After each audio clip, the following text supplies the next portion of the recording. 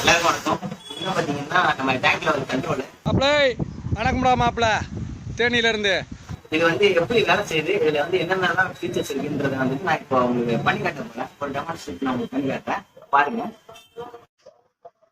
இப்போ வந்து நான் இதை ஆன் பண்ணிட்டேன்.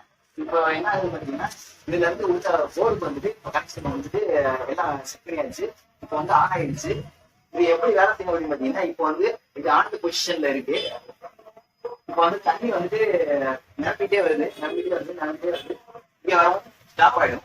திருப்பி வந்து தண்ணி வந்து ஏதோ சைக்கிள் நிறைய போகுது. அந்த குறிப்பிட்ட ஸ்டேஜ் தாண்டினதுக்கு அப்புறமாட்டி மறுபடியும் ஆன் ஆயிடும். மறுபடியும் தண்ணி வந்து நிரப்பிட்டே வரும். அப்படியே வந்துட்டே இருக்கும். தண்ணி வந்து திருப்பி தரவு போறது ஆஃப் ஆயிடும்.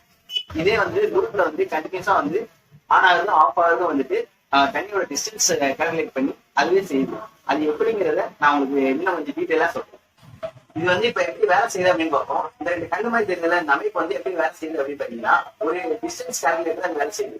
இந்த டிஸ்டன்ஸ் வந்து எதை பேஸ் பண்ணி வேலை செய்யுது அப்படின்னு பாத்தீங்கன்னா போபால் இருக்குல்ல, அதுக்கு வந்து நைட்டு வந்து தனி தெரியாது. அந்த சமயத்துல வந்து அது என்ன பண்ணும்னா அல்ட்ராசோனிக் சவுண்ட் அப்படின்ற ஒரு சின்ன நம்ம காதுகளுக்கு கேட்காத அளவுக்கு ஒரு டெசிபல்ஸ்ல ரொம்ப கம்மியான டெசிபல்ல ஒரு சவுண்ட் வந்து ப்ரொடியூஸ் பண்ணும். அது வந்து போய் ஒரு ஆப்ஜெக்ட்லயோ இல்ல வந்து ஒரு சிலத்துலயோ இருந்தா ஒரு பட்டு ரிஃப்ளெக்ட் ஆகும்போது அந்த டைமிங் இருக்கு பார்த்தீங்கன்னா அந்த டியூரேஷன் வந்து அது டிஸ்டன்ஸா எடுத்துக்கும். சேம் வந்து அதே கான்செப்ட் தான் இதுவும் வேலை செய்யுது. இதுல இருந்து இந்த ஒரு சைடு வழியா வந்து இது ஒரு அல்ட்ராசோனிக் சவுண்டை வந்து ப்ரொடியூஸ் பண்ணும்.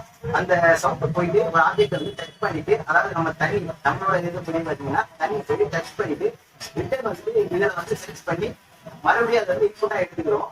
அதுதான் வந்துட்டு டிஸ்டன்ஸ் வாட்டரோட டிஸ்டன்ஸ் வந்து கனெக்ட் பண்ணிக்கிது அது மூலியமா. சோ வந்து வாட்டரோட எவ்வளவு டிஸ்டன்ஸ்ல இருக்குன்றத கனெக்ட் பண்ணி உள்ள வந்து சிக்னல் பாஸ் பண்ணும். உள்ள இருக்கிற கண்ட்ரோலர் போர்டு வந்து என்ன பண்ணும் அப்படின்னு பாத்தீங்கன்னா அதை வந்து நம்ம ஆட்டோமேட்டிக் ஸ்விட்ச் உள்ள ஒண்ணு வச்சிருக்கோம். இந்த ஸ்விட்ச்க்கு வந்து பாஸ் பண்ணும். இது வந்து தண்ணி வந்து இவ்வளவு தூரம் வந்துருச்சு. சோ வந்து கரண்ட் வந்து இதுல இருந்து இதுக்கு வந்து இவ்வளவு கரண்ட் போகணும் அப்படின்றத வந்து நம்ம ப்ரோக்ராம் பண்ணிருக்கோம். சோ வந்து இது செட் பண்ற டைம்ல வந்துட்டு இந்த கரண்ட் வந்து போகும்போது அது எப்படி நான் செய்யணும் அப்படின்னு பாத்தீங்கன்னா நம்ம அயன் பாக்ஸ்ல வந்து உள்ள ஒரு கம்பி இருக்கு. அந்த கம்பி வந்துட்டு ஓவர் ஹீட் ஆகும்போது ஆட்டோமேட்டிக்கா அது ஆஃப் பண்ணிடும் இல்லைங்களா. அதே மாதிரி கான்செப்ட்ல வந்து உள்ள ஒரு சுவிட்ச் இருக்கு.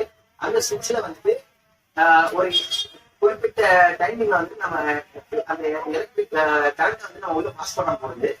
அந்த கரண்ட் வந்து என்ன பண்ணும்னா அந்த செம்பு கம்பியை வந்து அப்படியே வளைய வைக்கும்.